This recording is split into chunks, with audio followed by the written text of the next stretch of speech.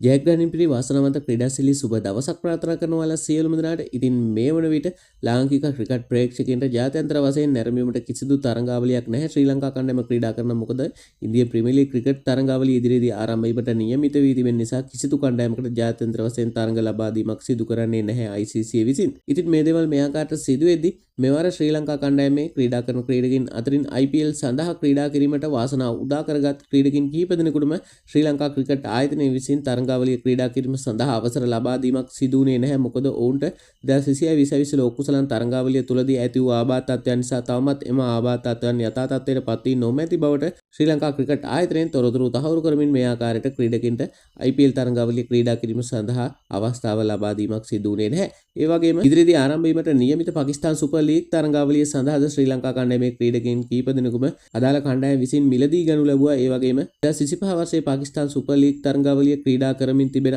අතරතුරදී එම තරඟාවලින් ඉවත් වී IPL තරඟාවලිය සඳහා එකතු වුණු ක්‍රීඩකින් කීප දෙනෙකුටම මෙවර පාකිස්තාන් සුපර් ලීග් තරඟාවලිය තරඟ තහනම් වලට එසේත් නැත්නම් තරඟාවලිය සඳහා ඇතුළත් කර ගැනීමක් සිදු වුණේ නැහැ. ඉතින් මේ වන්ට ක්‍රිකට් පිටියේ ආందోලනාත්මක සිදුවීම් කීපයක් වාර්තා වී තිබෙනවා. ඒ විදේශ ක්‍රීඩකයන් කීප දෙනෙකුම මෙවර IPL තරඟාවලිය නිල වශයෙන් ඉවත් වී තිබෙන ඔවුන්ට ඇති වී තිබෙන ආබාධ තත්ත්වයන් ගැන තොරතුරු පැහැදිලි කිරීමෙන් කෙසේ වෙතත් මේ ආකාරයට ආබාධයට ලක් වූ ක්‍රීඩකින් සෑම් කරන් වෙනුවට ශ්‍රී ලංකා 2020 කණ්ඩායමේ නායක දසුන් සානකව රාජස්ථාන් රොයල් කණ්ඩායම විසින් මිලදී ගැනීමට කටයුතු කර තිබෙනවා. කෙසේ වෙතත් ඔහු පාකිස්තාන් සුපර් ලීග් තරඟාවලිය ක්‍රීඩා කිරීමට ගිවිසුම් ගත වී තිබුණා. ඉතින් මේ ආකාරයට එම ගිවිසුම අවලංගු කර නැවතත් IPL තරඟාවලිය සඳහා දසුන් සානක කැමැත්ත ප්‍රකාශ කිරීමත් සමග පාකිස්තාන් ක්‍රිකට් සභාපති විසින් දසුන් සානකහට පාකිස්තාන් සුපර් ලීග් තරඟාවලිය වසර දෙකක තරඟ තහනමක් නියම කිරීමටද තීරණය කර තිබෙනවා. ඒ වගේම මෙහි විශේෂම සිදුවීම බවට පත් වී තිබෙන්නේ පාකිස්තාන් සුපර් ලීග් තරඟාවලිය ක්‍රීඩා කිරීමට සිටි දසුන් සානක IPL තරඟාවලිය ක්‍රීඩා කිරීමට ගත් තීරණය